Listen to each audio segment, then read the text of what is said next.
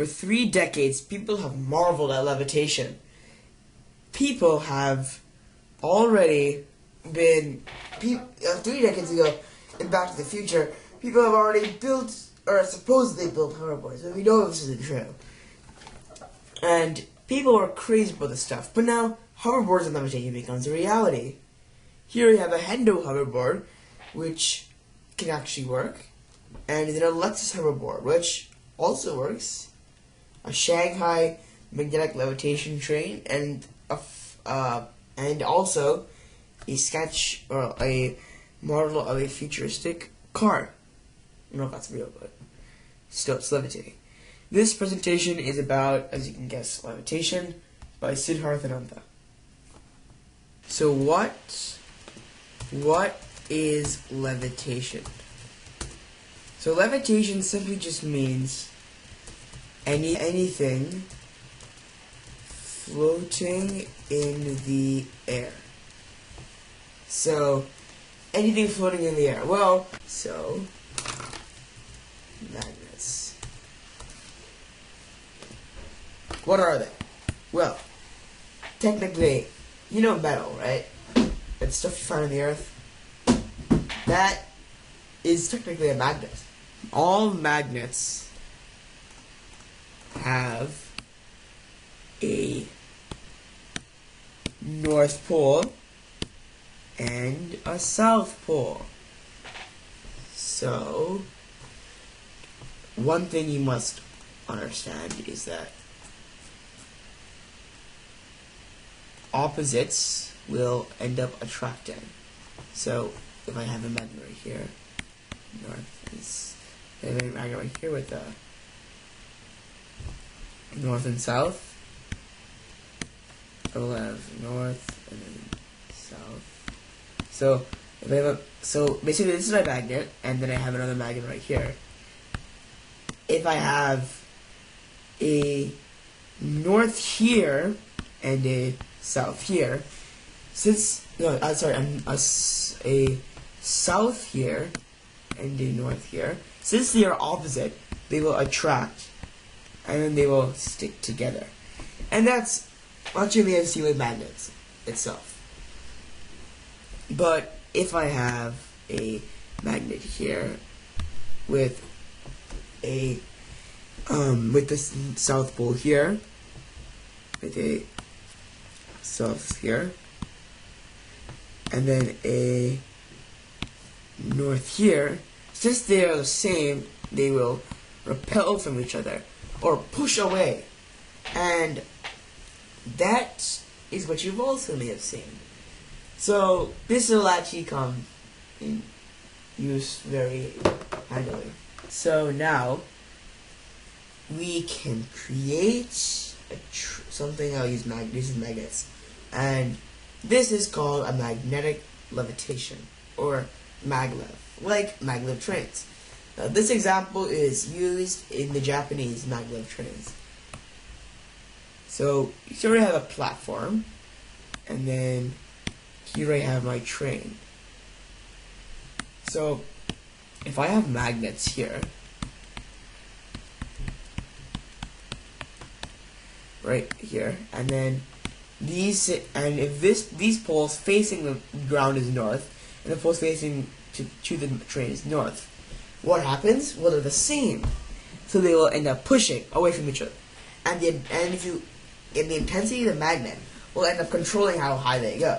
So then you have a train just floating on air, and that is basically how you can levitate magnets. But then again, you're not moving, so that's not propelled, and propel means going forward, so like moving.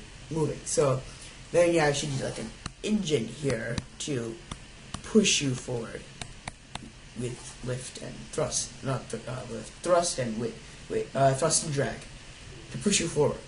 And that's how a Japanese train works. Of course, it's not as successful as its Chinese and German competitors, and saying that Japanese trains aren't still in use yet, commercial use. But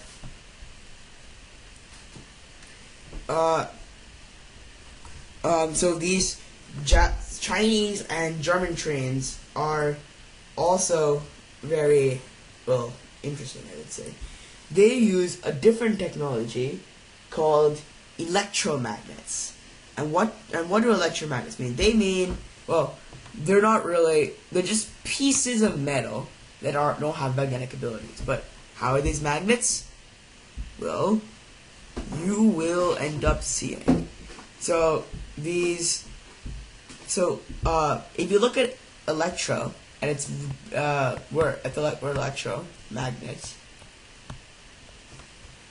you can identify that magnet, as we know, we already know that. So it's that metal with intensity of electrons facing one direction.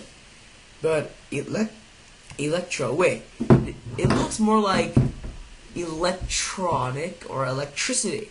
So could this be using electricity? Well, what is electricity? And if you look at electricity or electro, it has the word elect in it. And not like a presidency, but elect also means elect can also mean electron. So if you think about it, it's electron. But how does this magnet work? Here you have your battery. So you have your battery right here. And then you have a copper coil, because copper is a conductor of electricity, and will wrap around this thing and go here. So if you think about it, this is the schematic symbol for battery, by the way. Batteries are just electron pushers. They have electrons inside them, and they go from negative, and they just push them all the way around the circuit, which this is a circuit, to the other side, the positive side. And that's basically what a battery is doing. It's not like this complex thing. It just takes electrons and pushes it. So electrons are going in this way around the circuit. But did you see that? It's going in one direction. Does this mean that you can turn this metal into a magnet? That is correct. With this, you can turn on and off the flow. So you can have a magnet at some points, and then just a regular piece of metal. And that is the coolest part of this. A magnet you can control. So this is what is used in the Chinese and German trades. So you have your platform with your electromagnets, and then here you have your train with just regular magnets. So it could also be electromagnets, but magnets are connected to coils, which are connected to a main battery source and main power using a parallel circuit. And then what happens here is your magnet will have, say here, north and south, and this up here will be a north. So they will end up repelling away from each other, and these magnets will follow everything else over here. So the magnets will end up repelling away from each other, and you'll end up having a train floating. But same thing as Japanese trains. It won't work. You don't go forward. This is where the next thing comes in. What happens is, when you're here with these magnets pushing it up, on the other side, on another platform, say there's two platforms, these magnets will have different polarities. These will have south and north. So basically, then the train will get attracted to this side, and then it will come towards it, and it'll do that. I'll come towards it, but instead of sticking to it, no, it won't stick to it yet. It will just come towards it, and then at the same time, these magnets will tilt. They will tilt their direction to face that train, those magnets of the train, and push the train forward, which is how the train will start moving. And they will tilt to get a direct angle, as you know, because direct angles are more intense. So the train will start moving forward, but instead of just sticking to the platform as you'd think it would, it does something slightly different. These magnets at the same time will end up turning. They will turn, and they will face north and north. So the trains will start going up. And then again, another section of magnets here on the next platform will turn on, making it south, north. They will make another south to north magnet here, and then a train will get attracted to this, and then see it again as it flips. And since electricity is a necessity, when the train is only over that platform or the platform behind it, the magnets will turn on. So, and then that's make the train. That's how the train works. Thank you for watching, and thank you for your time.